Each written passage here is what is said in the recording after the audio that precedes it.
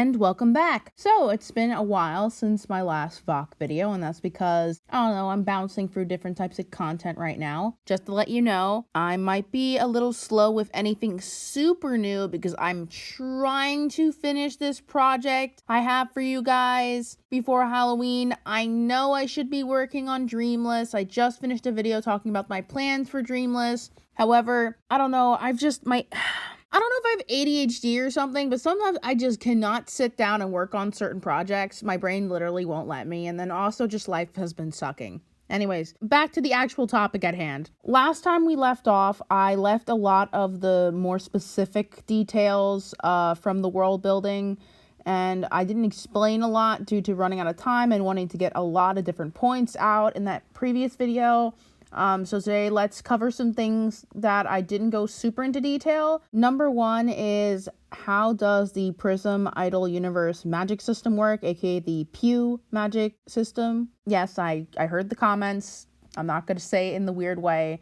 Sorry, I was just super excited in that video. So anyways, I would love to bring up the symbol from the last video, but my storage is super high on my iPad right now, so I'm just going to flash it on screen for a little bit. It's not going to be super centered. Bam. In the Prison Idols universe, the magic system is mostly an elemental system. There are some spells that don't fit cleanly into an elemental alignment, but for the most part, they all do. There are spells that are considered such basic magic that they don't have an assigned element, but they're normally for like extremely basic spells.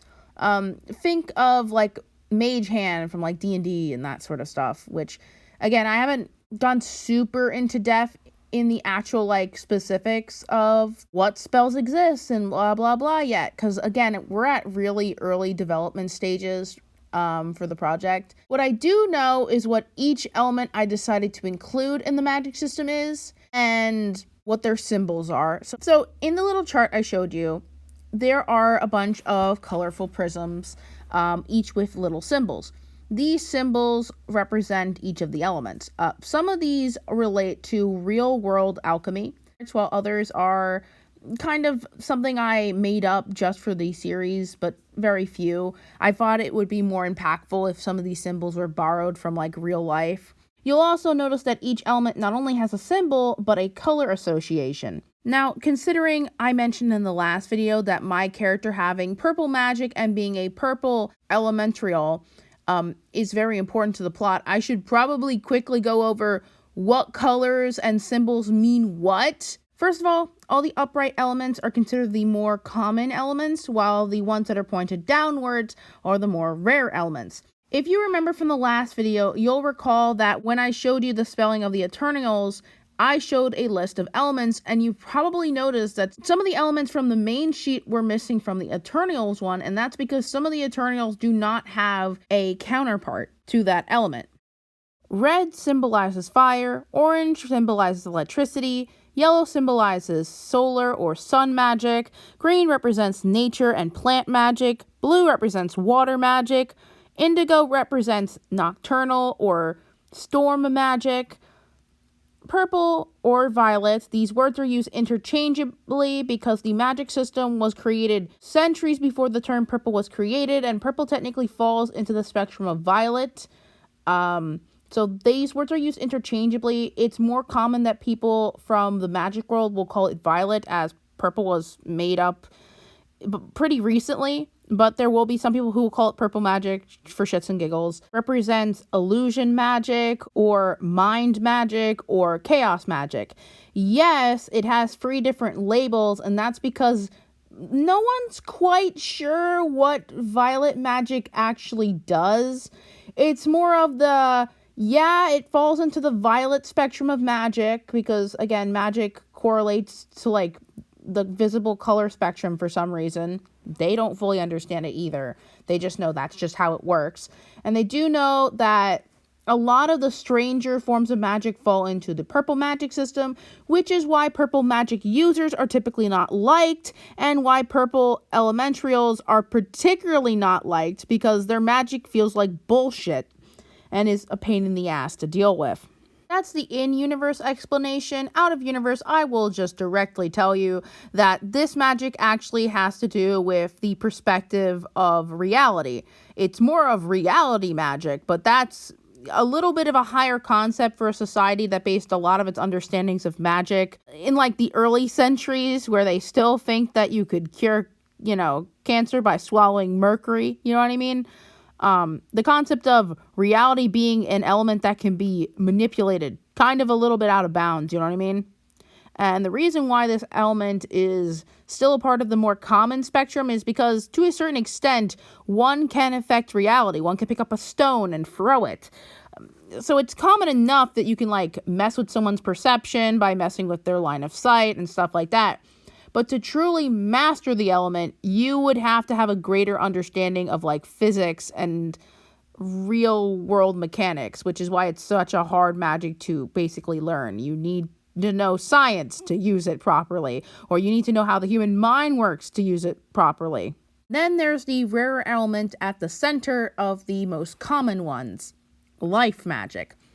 Life magic is both common enough that you'll see a lot of people use it, but it's also super uncommon to master it, and the actual magic itself is incredibly complicated. So in this world, nature magic does not include healing. Healing magic has to do with life magic. Any spells that bring people back from the dead, or kind of help people heal, or preserve life unnaturally would fall into life magic. So necromancers in this universe would be a mixture of death magic and life magic, respectively. So it's more of a complicated, so it's a little bit more complicated than your local healer is probably a life magic user. It's more like they're probably one of the other elements, and then they know some life magic for basic healing spells, but they can't master the really heavy stuff. The only people who in this universe are masters of life magic, or technically people call it light magic too, since it is represented by the color white, which is basically pure light. Since white isn't really a color, it's in the terms of light, it's just all the colors mixed together. The two groups of people who have access to light magic or white magic or life magic are members of the clergy, people who worship this abstract god in the magic world and sort of try to understand how magic really works. They're more of philosophers than they are priests and priestesses, since they believe in an abstract, all-powerful god that all the other religions don't really believe in. And then the other people who can tap into light magic are basically prophets. You know, like how some of the 12 disciples could perform miracles? In this universe, they would call that life magic, and the reason why it's so impeccably rare is because light magic is considered one of the divine magics, controlled by, only really used by primals, aka demons, angels, and God himself. So if you have access to this magic, you are either very close to God in terms of you are someone who studies God's word and is siphoning from that power, or trying to, like a false prophet, or you have been directly gifted it. This is the main reason why there are no white Eternials, and that's because by damaging their soul, aka the direct line to God, they have severed themselves from ever being able to fully encapsulate white magic. In fact, they can't even heal from white magic properly half the time, because their bodies quite literally resist it, because when you use white or light magic or life magic, it is directly touching your soul before it spreads out through your body. And if you don't have a soul, it has trouble sticking. Speaking of another element that Eternials cannot fully access is black magic, aka death magic. There are no black Eternials, and at this point I'm hearing it out loud. When I say black and white, I do not mean the races, I mean the literal colors. the color of paper and snow and the color of coal. I'm not talking about race. Elaternials have a variation of skin tones. Our main character, Violet, specifically has a more Mediterranean skin tone, more of an olive skin situation. They can literally look like any race because they come from a varied background.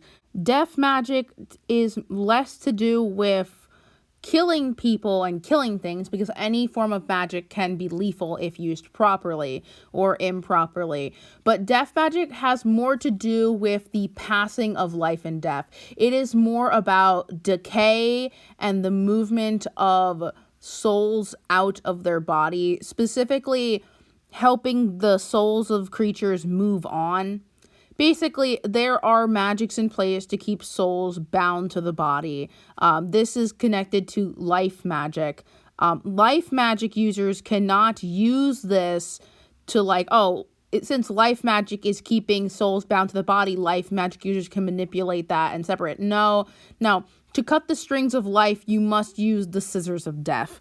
Death magic is mostly used by Reapers, which are, in this world, a organization that helps the Grim Reaper and the Angel of Death deal with the influx of souls due to the fact that there is just so many people now, both human and non-human, that it's hard to deal with. You see, animals, like I mentioned in the last video, or beasts, they can pass on to the afterlife super easy, but the more conscious and aware a creature is, the harder it has leaving its body when it dies. Some people automatically go to the afterlife, some are ready to go, but others get stuck and linger. This results in ghosts. The job of Reapers is to remove ghosts and to help them pass on, or to destroy undead creatures. Undead creatures are creatures that have too much life magic or too much death magic running through their bodies, which is causing them to either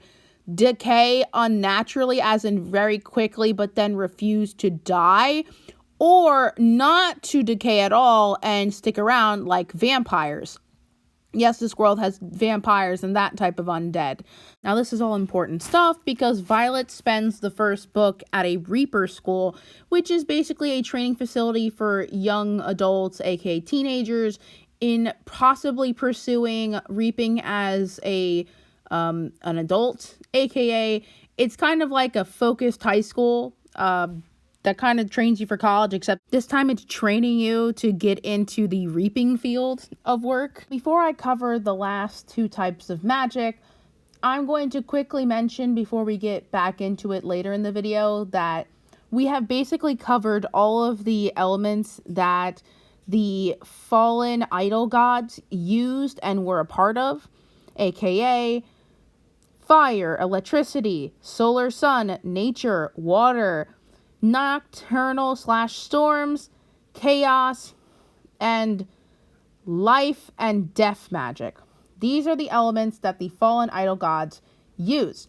There were no elemental gods for the next two types of magic, but they are also equally important to the plot. As you will notice that these last two elements are put into the divine fields of magic, and they are represented by Elaternials in turn. We can finally get into why these two types of Elaternials are truly hated. The first one is Crimson, which seems redundant considering there's already Red. However, Crimson magic is also known as blood magic or flesh magic. This magic is focused around the body. Yes, there are types of magic that can interact with the body and harm the body. All the magics can. I mean, getting electrocuted can fucking suck. But none of these magics can rip apart one's body and put it back together. Not even death magic. Flesh and blood magic, quite literally, is the ability to control someone's body. Think about blood bending from Avatar, except they can literally rip you apart and put you back together again into fleshy meat piles if they master this element, which is why it is so deeply hated. It has to do with manipulating one's own flesh and bone and other people's flesh and bone. And then there is the most hated of all, pink magic. Pink magic is the reason why pink is the most hated color in the magic world and why it symbolizes true evil. It is soul magic. Pink magic is the only magic that can destroy or hurt or damage the soul. And with that, I think we ran out of time. I wanted to talk about the idol gods, but I guess we're going to have to save that for next video. See ya. Bye-bye.